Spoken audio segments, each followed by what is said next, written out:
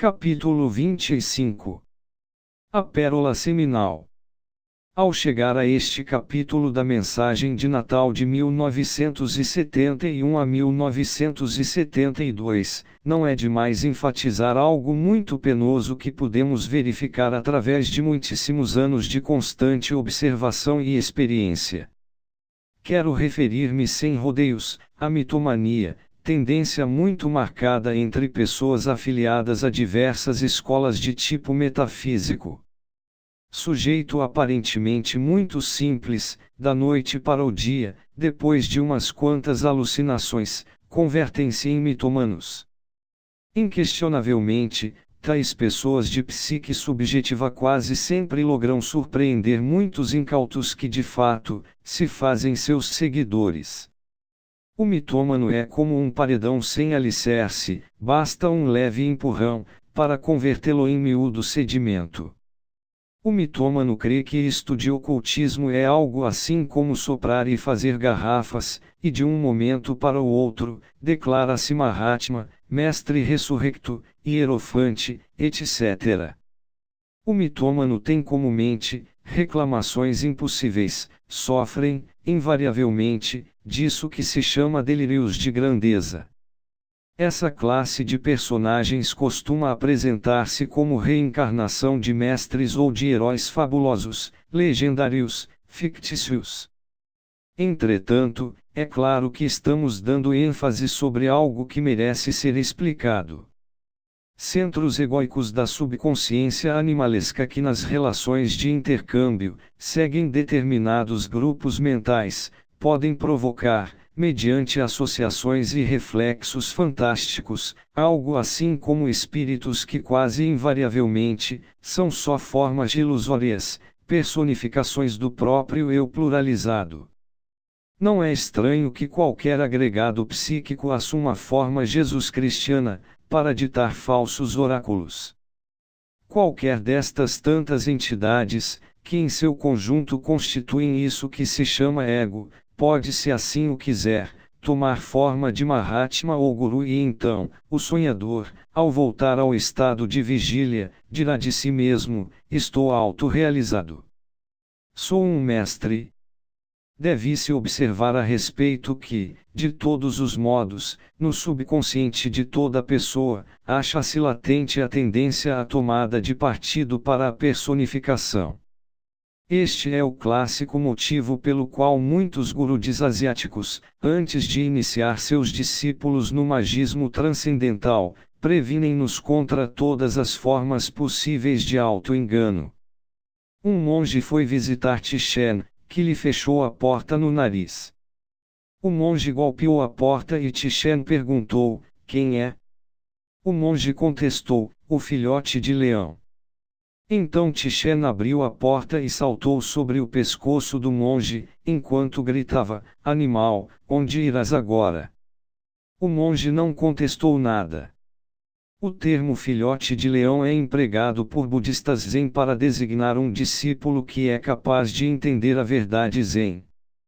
Quando os mestres elogiam o entendimento de um discípulo, ou querem prová-lo, costumam empregar este termo.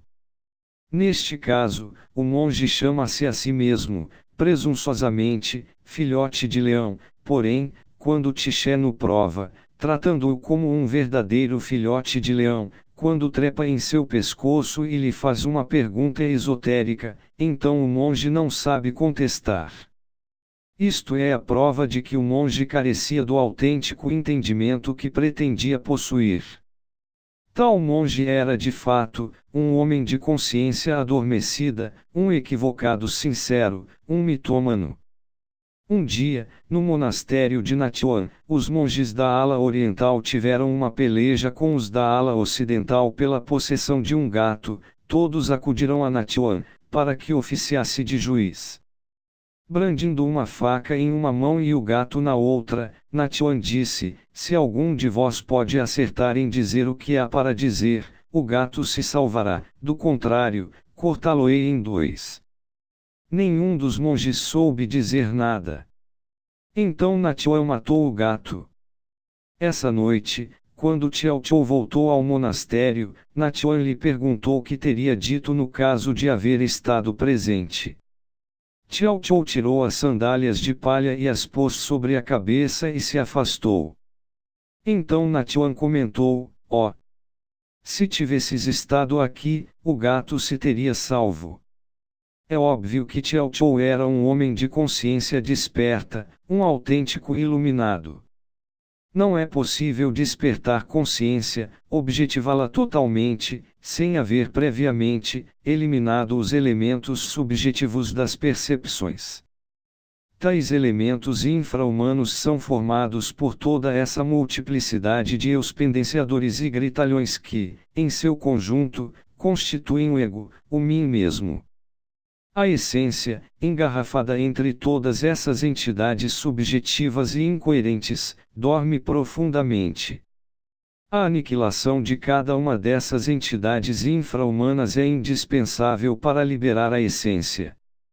Só emancipando a essência, consegue-se seu despertar, então advém a iluminação. Os yogis indostânicos intentam despertar consciência por meio do Kundalini, desafortunadamente, não ensinam a didática, o procedimento. Dizem que, quando o Kundalini dorme enroscado dentro do chakra Muladhara, o homem está desperto neste vale de lágrimas e isso é 100% falso. Porque o humanoide intelectual, onde quer que se encontre, seja no mundo físico ou nas dimensões superiores da natureza, sempre está adormecido.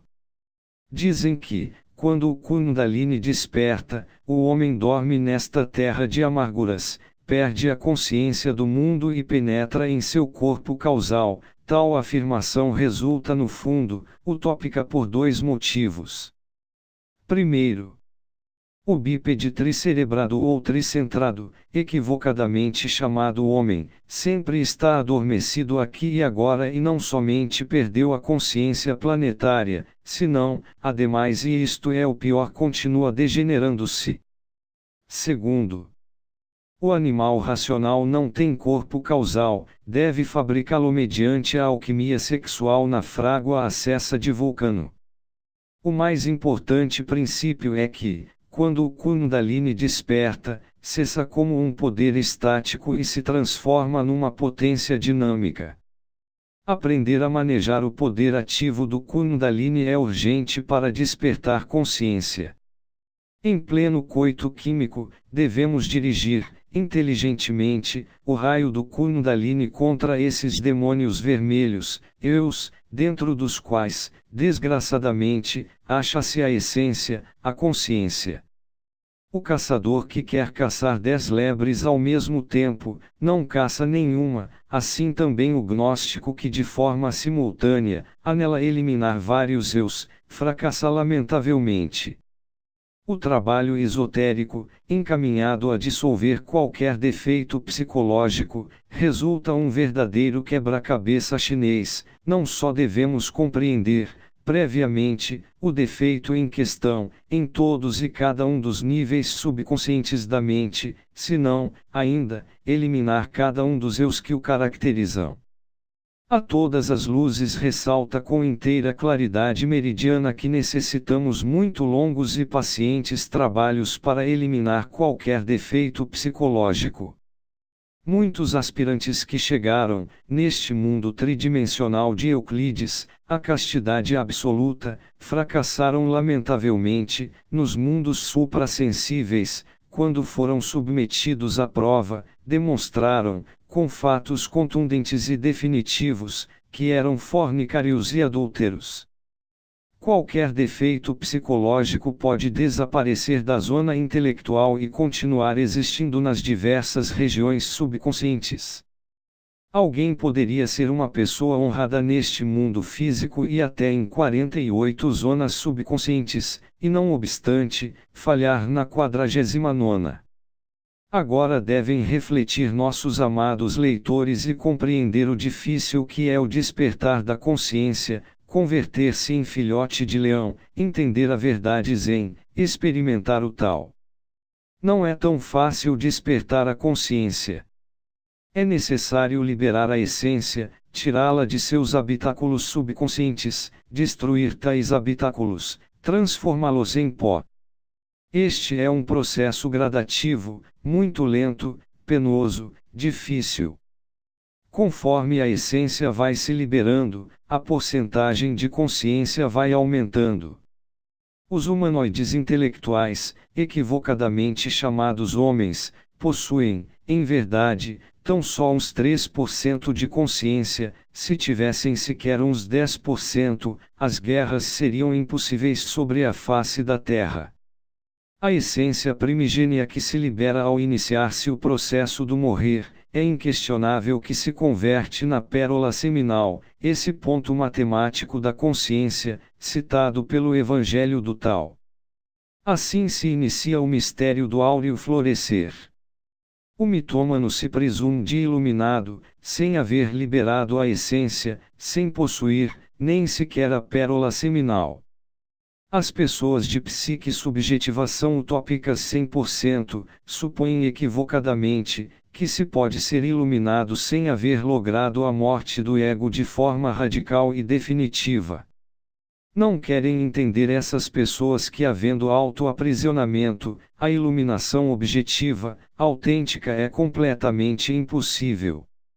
É óbvio que quando a essência está engarrafada no eu pluralizado, existe o auto-aprisionamento. A essência engarrafada só funciona de acordo com seu próprio condicionamento. O ego é subjetivo e infra-humano. É ostensível que as percepções, que a essência tenha através dos sentidos do eu pluralizado, resultem deformadas e absurdas. Isto nos convida a compreender o difícil que é chegar à iluminação verdadeira, objetiva. O preço da iluminação se paga com a própria vida. Na terra sagrada dos Vedas, há Shelas discípulos que depois de 30 anos de intenso trabalho, encontram-se tão só no começo, no prólogo de seu trabalho. O mitômano quer ser iluminado da noite para o dia, presume-se de sábio, crê-se um Deus.